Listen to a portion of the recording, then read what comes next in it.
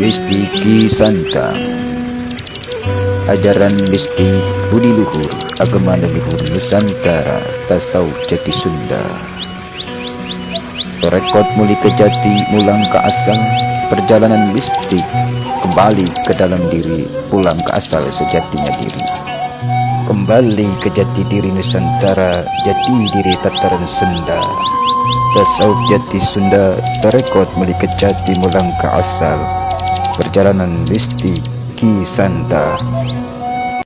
Assalamualaikum warahmatullahi wabarakatuh. Salam saudara, satudara, sedulur sadayana, salam rahayu. Selamat bergabung di Mistiki Santang, ajaran mistik budi luhur agama leluhur Nusantara tasawuf jati Sunda. Pada konten mistik ini kita akan mengungkap misteri turunnya leluhur tataran Nusantara yang berada di Buana Nyuncung akan turun ke Buana Panca Tengah, yang mana dalam konsep tradisi spiritual budaya Sunda menganut paham ada Buana Nyuncung dan ada Buana Panca Tengah, dan satu lagi Buana Larangan atau Buana Bawah.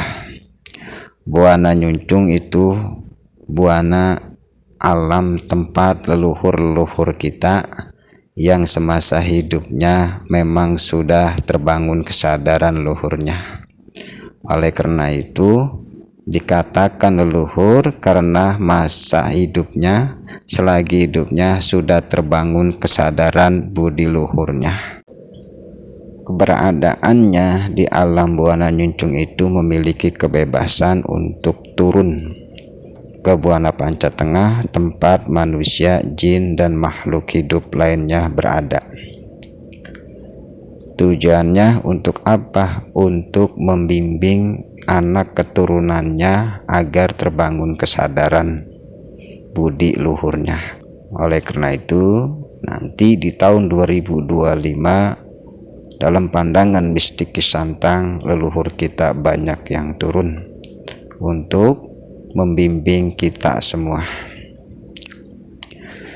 Kemudian yang mesti kita pahami bahwa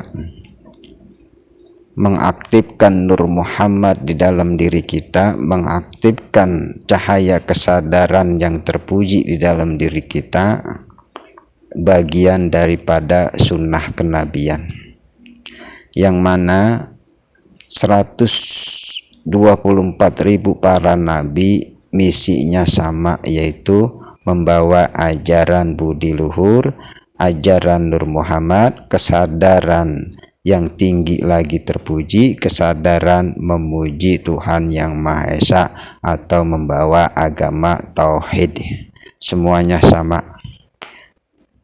Tidak menutup kemungkinan banyak para nabi yang diutus turun di tataran Nusantara, sehingga meninggalnya mewarisi ajaran budi luhur tersebut kepada leluhur-leluhur kita yang setelahnya. Oleh karena itu, ajaran budi luhur ini bagian daripada sunnah kenabian.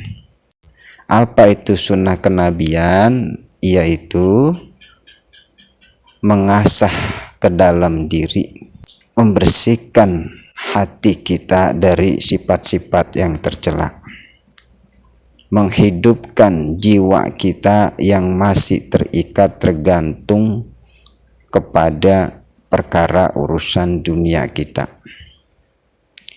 Sebagaimana Nabi Muhammad Sallallahu Alaihi Wasallam, masa kenabiannya dibelah dadanya, dibimbing oleh malaikat Jibril. Suatu contoh ketika Nabi Muhammad kanak-kanak sedang bermain, dibelah dadanya oleh malaikat Jibril, maksudnya jangan sampai ada sifat hasad, hasud, iri, dengki.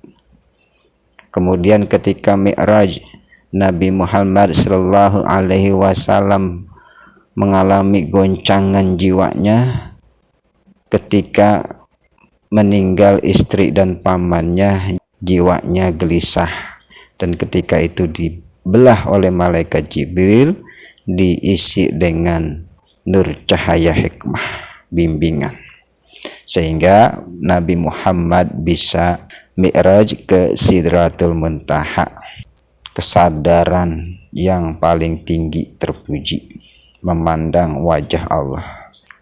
Oleh karena itu, untuk kita yang sekarang hidup di alam dunia ini, harus ada bimbingan dari leluhur untuk terbangunnya kesadaran kita. Untuk aktifnya Nur Muhammad, kita harus melalui wasilah bimbingan leluhur. Kalau Nabi Muhammad dibimbing oleh malaikat Jibril, setidaknya kita harus mendapat bimbingan dari leluhur-leluhur kita. Nah, oleh karena itu, di tahun 2025 leluhur Nusantara akan turun membimbing kalian semua yang terpilih untuk terbangun kesadarannya. Oleh karena itu, bukalah diri kalian, akal budi kalian, akal kesadaran kalian tentang keberadaan daya leluhur kita di sekitar kita, tentang keberadaan para leluhur-leluhur kita di Nusantara, dari kebataraannya Mbah Yang Sangyang, dari keprabuannya Mbah Yang Prabu, dan dari golongan kesunanan kewalian. Masing-masing nanti ada tugas dan bagiannya untuk membimbing kita semua. Dari kesunanan kewalian buat orang-orang yang memiliki bakat di bidang agama, ulama akan dibimbing oleh leluhur kita yang memiliki makom kesunanan kewalian. Yang memiliki bakat sebagai pejabat, pemimpin akan dibimbing oleh daya leluhur keprabuan.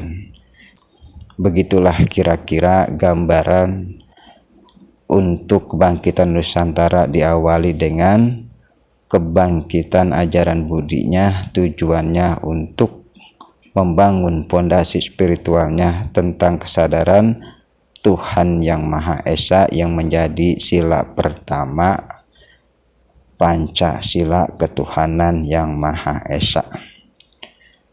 Mudah-mudahan bisa dipahami. Saya akhiri. Assalamualaikum warahmatullahi wabarakatuh.